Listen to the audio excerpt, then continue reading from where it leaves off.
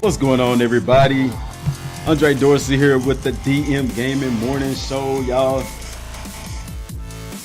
Got a pretty decent show lined up for you. We'll go over some scores from NCAA as well as the NFL. Talk a little bit NBA. Houston Astros in the World Series. Also, talk a little bit about Ezekiel Elliott and what's going on with that case, as well as some big news coming out of Arizona.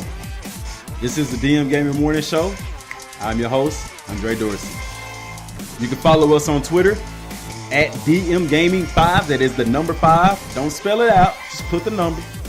Follow us on YouTube. Subscribe to the channel, www.youtube.com/C/DmGaming06. The DmGaming Morning Show.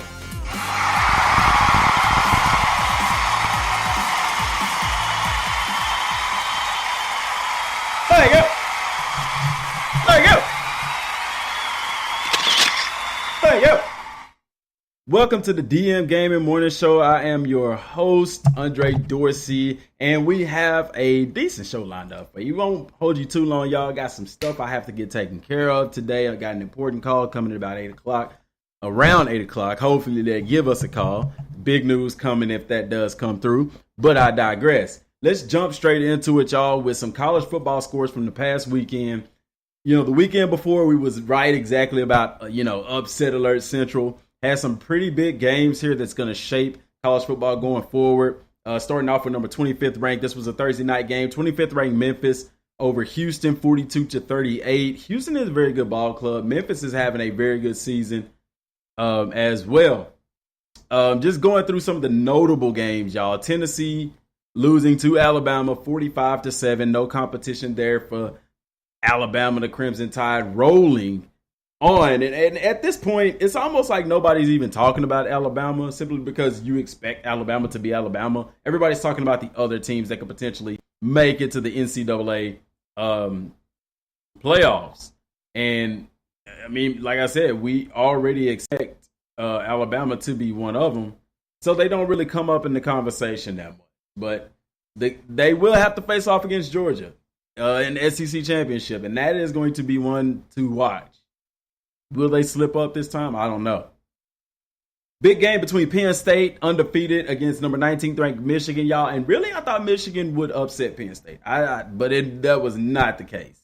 Penn State rolls over the Wolverines, 42-13. Another notable game, number 4th ranked TCU, undefeated, 43-0 against Kansas. Y'all, Kansas had 21 yards of total offense. How is that possible? That's like playing a varsity basketball game with what they do. 10-minute quarters. Can't remember. It's been a while since I've been in high school playing basketball. And only scoring 2 points. How do you have a 60-minute game, because they're all 15-minute quarters, and you only put up 21 yards of total offense? I am flabbergasted. TCU Horned Frogs are doing the do, y'all. I expect them to win the Big 12. They still have some pretty good games coming up in their season. So you definitely don't want to just rule them they'll stay undefeated in a sense. I think that what they need to focus on is being consistent, and that's what they definitely have been doing. But like I said, it's very nerve-wracking because, TCU's here in Texas. I really like TCU. I like the players. There's a guy from my former school who plays with them. And, I mean, hey, it is what it is. But really hoping them the best. They do have a tough schedule to finish out with. It's by no means done. They have Iowa State in Iowa State, the same place that the Sooners lost. Iowa State. Then they have Texas. And then they have Oklahoma. And then they have Texas Tech and Baylor. So if TCU can run the table, I really believe that they deserve a shot in the playoffs. Now, if they, okay, so we're looking at Penn State number 2. TCU is number 4. Do I see them beating? Could I see any of those teams beating Alabama? I don't know, man. I do, and I'm gonna tell you why. Because to me, this year the SEC is not as powerful as people think. It's not. Number 5, Wisconsin against Maryland. Wisconsin wins that one 38-13 to remain undefeated on the year. Then number 8, the Miami Hurricanes stand undefeated against Syracuse, who beat Clemson last week 27-19 in that game. Oklahoma 9-1, number 9th in the nation, over Kansas State 42-35, a close one there. And then an overtime game against Oklahoma State and Texas, which the Cowboys pulled it out 13-0. Big time game, number 13 Notre Dame 6-1 against number 11 USC 6-2. The Fighting Irish dominate that game 49-14. Virginia Tech number 14, ranked in the land 6-1, only loss coming to Clemson over the Tar Heels 59-7. Washington State 6-1. They only fell to number 15 in the land, and they're still making some noise, beating Colorado, who's 4-3, 28-0. South Florida remains undefeated at 7-0, 16th in the nation. Beat Tulane 34-28. Michigan State with one loss on the year, a close game against Indiana, 17-9. And number 20, UCF over Navy, 31-21. Auburn over Arkansas, 52-20. They remain at 6-2. They remain in the number 21 ranked team. West Virginia, 38-36. A very close game against a Baylor team who has not won a game yet. I really wonder when Baylor will get one. Maybe it'll be against TCU in the last game of the year. We'll see. LSU, 24th in the nation, 6-2 on the year against a 3-4 Ole Miss team. The Tigers pull it out 40-24. And that's pretty much it for your top 25 games. You had Louisville playing Florida State, which Louisville won that one 31-28. Florida State is 2-4 right now, y'all. They are not looking good at all. And then you have some notable teams with good records that are not ranked, such as Toledo. Toledo at 6-1. Iowa State still not ranked. They're 5-2. They beat Texas Tech, who was 4-3. The Cyclones, I'm telling you, man, they sneaking up on some people, man. I think they're gonna surprise some people in the Big 12. I would not be surprised if Iowa State wins the Big 12. I wouldn't. Would not be surprised. Northern Illinois 5-2. Ohio 6-2. Let me see who else on here has decent records that isn't ranked. Oregon is 4-4 this year. And then they lost 31-14 against UCLA. I tell you what, the Ducks not looking as good as they have in years past. SMU over Cincy, 31-28. Mustangs remain 5-2. Pony up there. Let me see who else. Southern Miss is 5-2 on the year. They got a victory over Louisiana Tech. University of Texas San Antonio 4-2 with a 20-7 victory over Rice. Georgia Tech 4-2, coming off that loss against Miami. 38-24 win over Wake Forest. Arizona 5-2 with a 45-44 close victory over Cal. Then you have Boise State, who's 5-2, 24-14 victory over Wyoming. And San Diego State gets their second loss of the year, and that drops them to 6-2. They lost 27-3 against Fresno State. Wow, wasn't looking at that. Now, the week coming up in college football, it's a good week. Every week is a good week in college football, especially when you're this late in the season. You have number 22 ranked Stanford. This is a Thursday night games here that I'm going to mention first. Number 22 ranked Stanford against Oregon State. Another game, Toledo and Ball State. Northern Illinois against Eastern Michigan, and South Alabama against Georgia State. And then Friday, you have Memphis, number 25 ranked Memphis, which the rankings will come out today, so these ratings will change.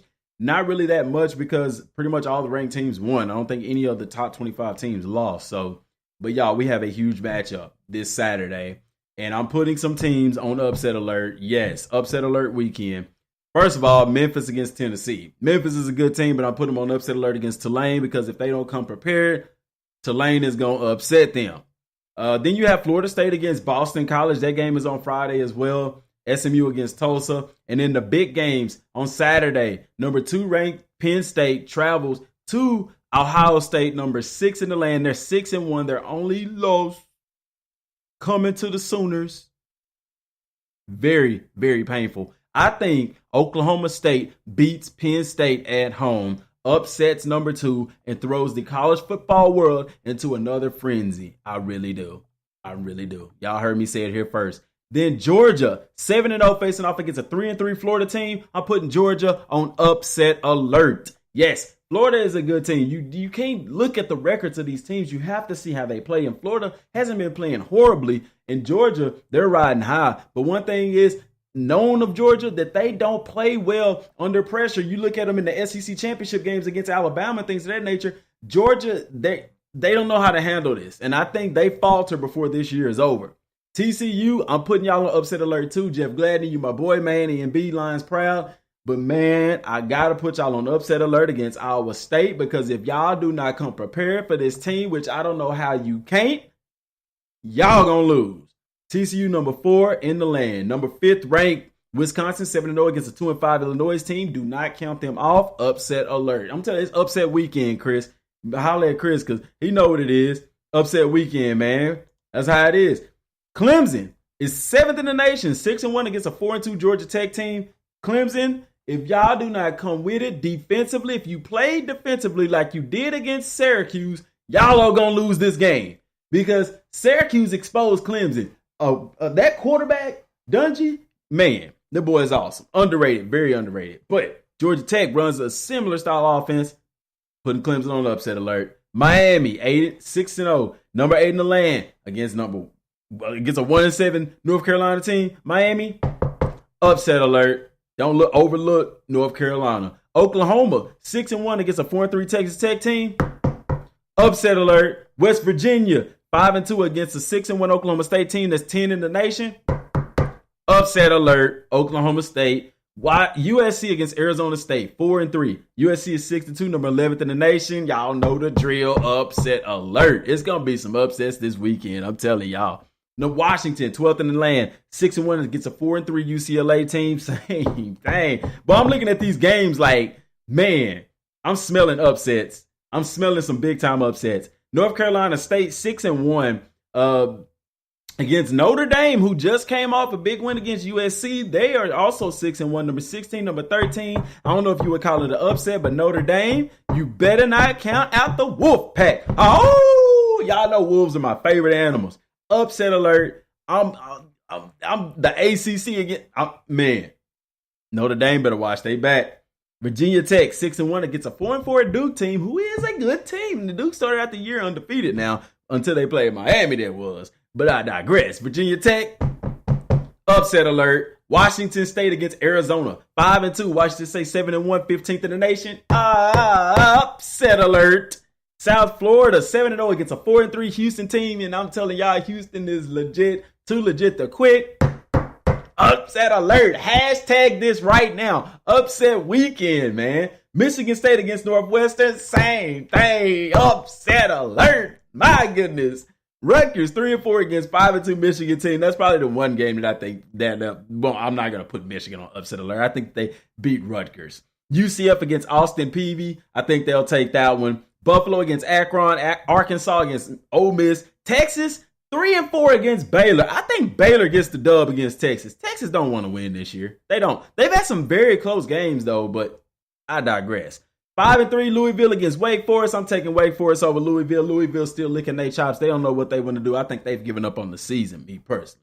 But I have to digress. You got Virginia playing Pittsburgh. Virginia's a 5-2 team. Pittsburgh is 3-5. But I'm going to take Virginia over Pittsburgh. And then we got Cal, Colorado, Florida International, and Marshall, who is 6-1 on the year. We got some games that's coming up. That's big-time games. The quintessential of college football. The epicenter of everything great on your Saturday weekend. I'm picking Marshall over Florida International. Those are the rain games, y'all. I'm not going to go through all of these games. I don't see any other notable games. You have South Carolina. That's a notable game in the SEC against Vanderbilt. Oregon and Utah. I'm taking Utah in that one. Looking at some more notable games, if I can find any. I don't really see Antietam. Kentucky against Tennessee, y'all. Can Tennessee get to 500 on the year? We shall see. I don't know, though. I really, really, really don't know. Boise State and Utah State looks like a good game there. And then Hawaii against San Diego State. But I mean, just looking at these games, y'all, the top 25, I'm putting everybody in the top 25 on upset alert, hashtag upset weekend, because it is not looking good when I'm looking at these games that are on tap. So I just don't know what to say, man. Pay attention to that. That's it for NCAA news. Now going into the NFL. Yeah. Starting with Thursday night's game, the Chiefs lose again. Oh my God. 30-31 loss against the Oakland Raiders in a game in which Marshawn Lynch was thrown out of the game. Yes, thrown out of the game because he came off the sidelines and put his hands on the ref during an altercation that happened between another player. He was not on the field. He should have stayed on the sideline. Why are you touching a ref, Marshawn? Why? But he did, and they threw him out the game, and he's suspended for a game. And then they said he was sitting in the bleachers watching the game and rode the train home. I don't know what's going on with Marshawn Lynch. Bro, I understand you in your hometown of Oakland, but you have got to keep your head on your shoulders, brother. Stay strong. You look like you're losing it out there.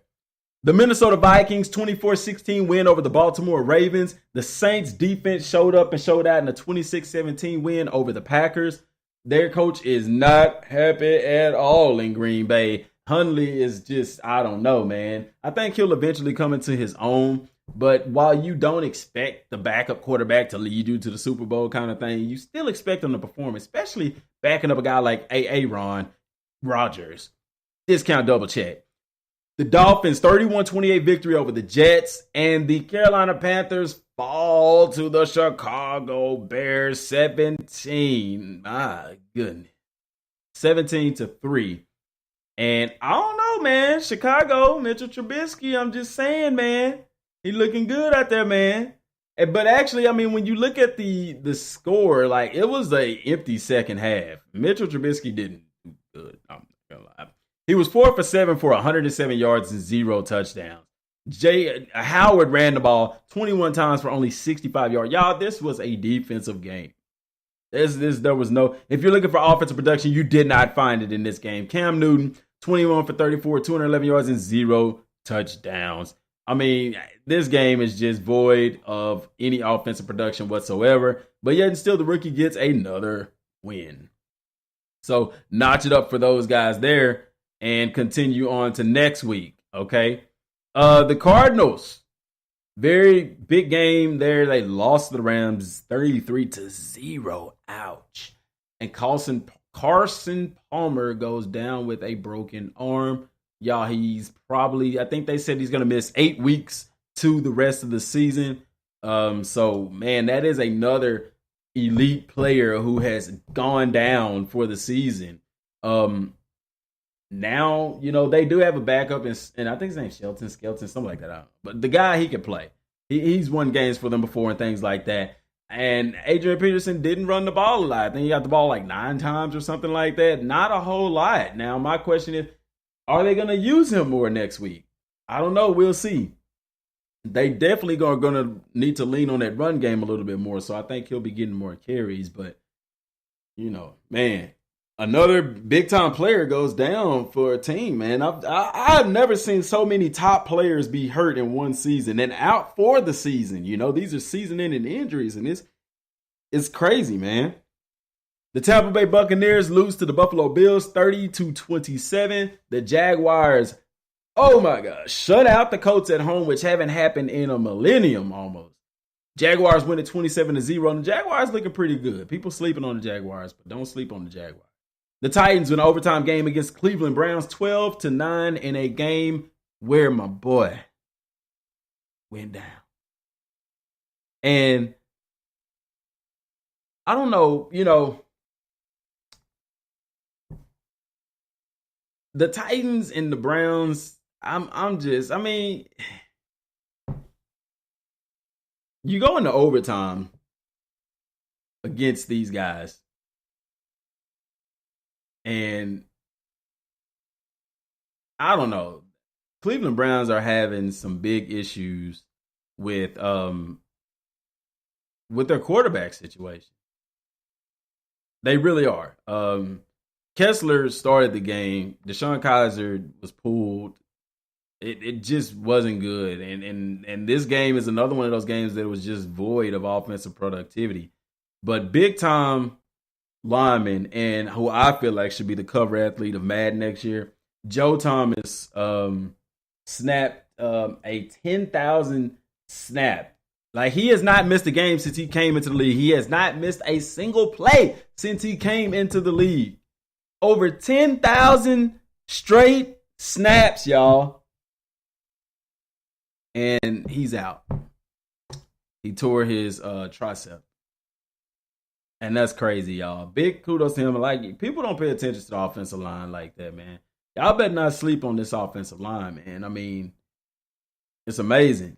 Joe Thomas, all those 10,000 snaps, bro, like, but the only reason he's not just like put out there like that is because he plays for the Cleveland Browns. Somebody get this guy a Hall of Fame jacket right now. Cowboys with a 40-10 win over the 49ers, and Cowboys fans are living it up, but I don't know why, because the 49ers hadn't won a game yet. I understand it's the NFL and anybody can lose on any given Sunday, but I have to digress. I'm going to tell y'all a little bit about the Dallas Cowboys. See, can I tell them a minute? DM, yeah, you can tell them, Skip. See, let me tell you something about the Dallas Cowboys. See, because the whole situation with Ezekiel Elliott is a situation that's technically, in my opinion, getting out of hand. And I know Ezekiel. I know him on a personal level. I've met his parents. They're wonderful people. But I have to digress. Ezekiel Elliott is in big trouble because while he's gotten a leeway to play the next game, this court case, this stuff is stretching out for the Dallas Cowboys. And I don't see an end in sight. If I was a backup for the Dallas Cowboys at the running back position, I would be looking for a trade because they obviously don't have confidence in their backup running game. Jerry Jones, he don't know whether to coach the team or talk to President Trump. I don't know what's going on in Dallas, but they're going to have to get their act together. I would have to agree with that. I really think that this whole suspension thing with Ezekiel Elliott is really, really hurting them. Because I think eventually it's going to come down to he's going to have to face a 6-game suspension. And it's going to happen later in the year when they need it the most. Like, the first 6 games of the year, they could have won those games without Ezekiel Elliott because his production wasn't even all that great. Now you're at a point now where it's later in the season. You got a team like the Eagles in your division that's tearing it up. You can't afford to lose no games now. You see what I'm saying? And Dallas is, I mean, he had a good game, but I mean, good gosh. You know, I understand he's trying to save face. That he doesn't want to be, well, I don't want that to stain my reputation. Sit your butt down somewhere, bro. It don't matter if they rule it down or what. People still gonna associate you with domestic violence, bro. It don't matter, man.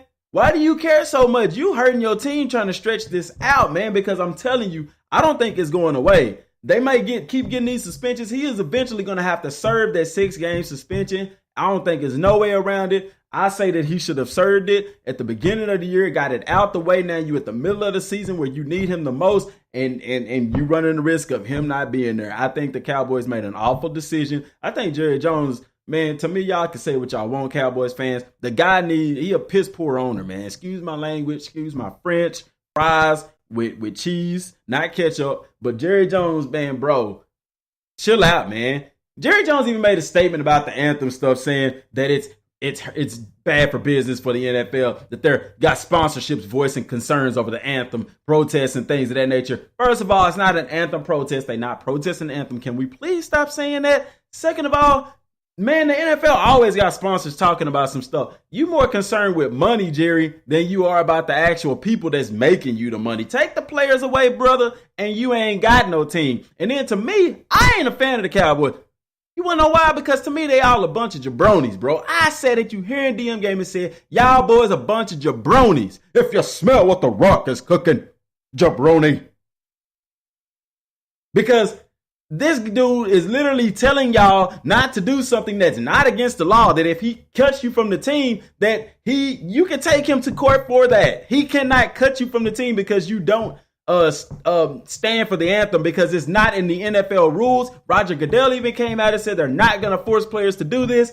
Man, bruh, can we get some real people? Come on, man. Dallas, that's why you're not going nowhere, man. They not going nowhere. Ezekiel Elliott gonna be suspended. Y'all season gonna be over, all because y'all's owner don't know how to manage a team. He's so full of the dollar signs that he's not running a team the way he should officially run a team. I'm just saying, y'all can argue with that. Y'all can thumbs down and boo DmGaming, but y'all know on this show we tell it like it is, and that's real.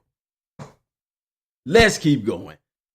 The Bengals lose to the Steelers 29-14. Seattle over the Giants 24-7 in a late game that, they pulled that one out the hat late, but they did still come away with the dub.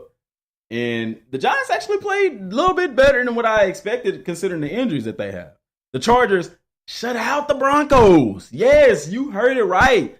The Los Angeles Chargers shut out Denver 21-0. Boy. And then in the rematch of the Super Bowl, the Falcons fall to the Patriots 23-7. Kind of saw that one coming, didn't we?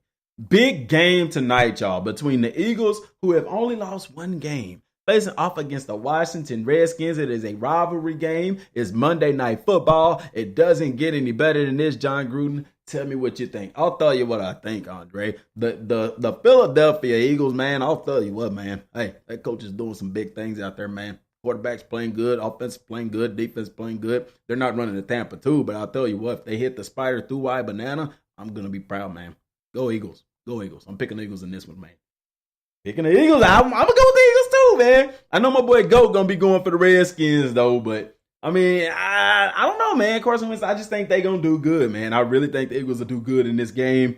I don't see them losing that one, but I think it'll be a good game. It'll be surprising.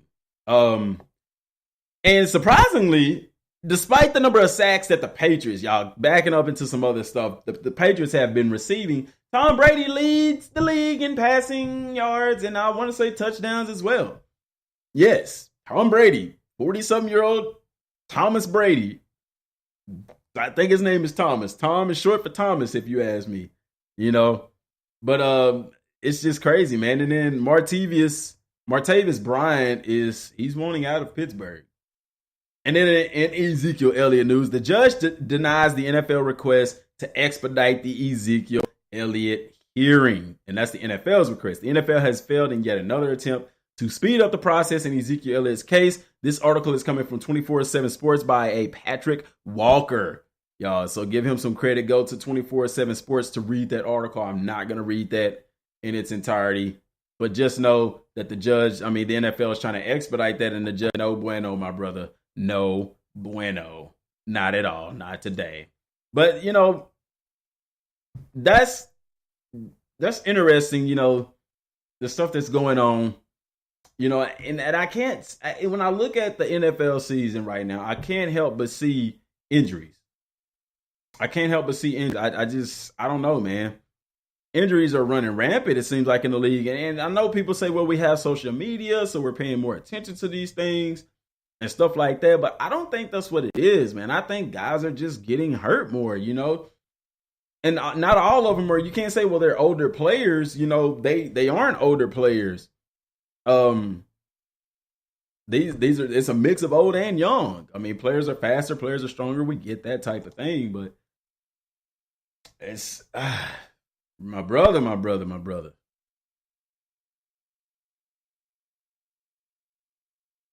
I don't want to look at that. Why is this gonna? Okay. And then, so from the NBA tip, y'all, we're going to have to back up because, we just are. No, y'all. I'm not going to go back that far. These games went all the way back through September. I have to catch up with it, which we know the Warriors started out with the loss against Denver Nuggets. 102-108. The Timberwolves beat the Lakers 108-99. This is September 30th, y'all. I'm backtracking to get everybody caught up in what's going on in basketball. Okay. There was a game on Sunday, Atlanta Hawks losing to Miami Heat 96-90. The Raptors beating the Clippers 121-13. And then on Monday, the Celtics beat the Hornets 94-82, which they did lose a player in the first game of the year, which they didn't really show that game when they played against Cleveland, which they did win that game. No, they lost that game. Yes, they lost it. But I digress. Mavericks over the Bucks 106-104. This is Monday's game. You know what, y'all? Look, I can't. That is way too far. But I'm not going to go back through all those games. Let's go to the most recent games, y'all. My God, we are not going to do that. Yesterday's game, the Brooklyn Nets beat the Hawks 116-104. The Pelicans over the Lakers 119-112. And the Timberwolves over the Thunder 115-113. And let's talk about Lonzo Ball here for a second.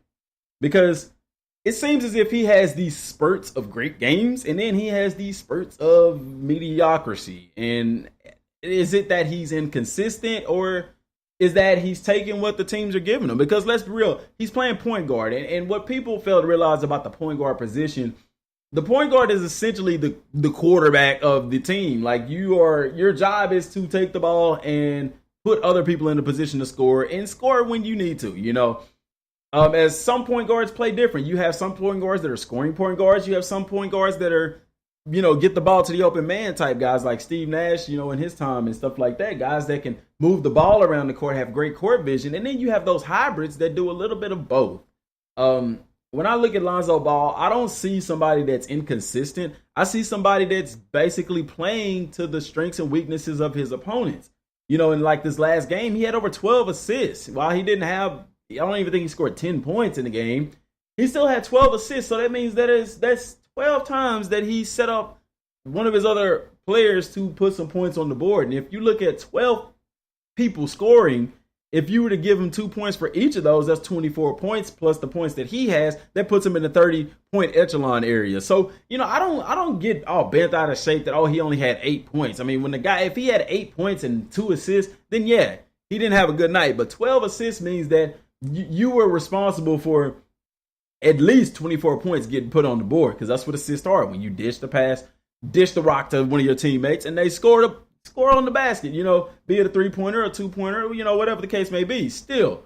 So I'm not upset with that performance. And I think that people are expecting him to be this LeBron James-esque type player that comes into the league and just dominates, and largely in part because of the hype that was placed behind him by his father, LeVar, which you can't knock the man. I would bump my son up too. Now, he probably did a little bit too much, but that's not my son. So, that's his son. He knows what he's doing. He's done an excellent job at it, as far as marketing his sons and things of that nature, setting them up for some kind of financial success, whether they're successful in the league or not. At this point in time, everybody's paying attention to Lonzo Ball anytime the Lakers are on TV, and that's largely in part because of the marketing efforts of his dad. If I was some of these companies, I'd be trying to get a LeVar Ball on my team. You dig what I'm saying? So don't knock the boy in that. But it's going to be very interesting to watch his development going forward. And then, like I said, the Timberwolves over the Thunder, which Carmelo Anthony hit a 3, y'all, that gave them the lead. But the Timberwolves got the ball, shot a buzzer beater, game over. So, it's like, man, come on.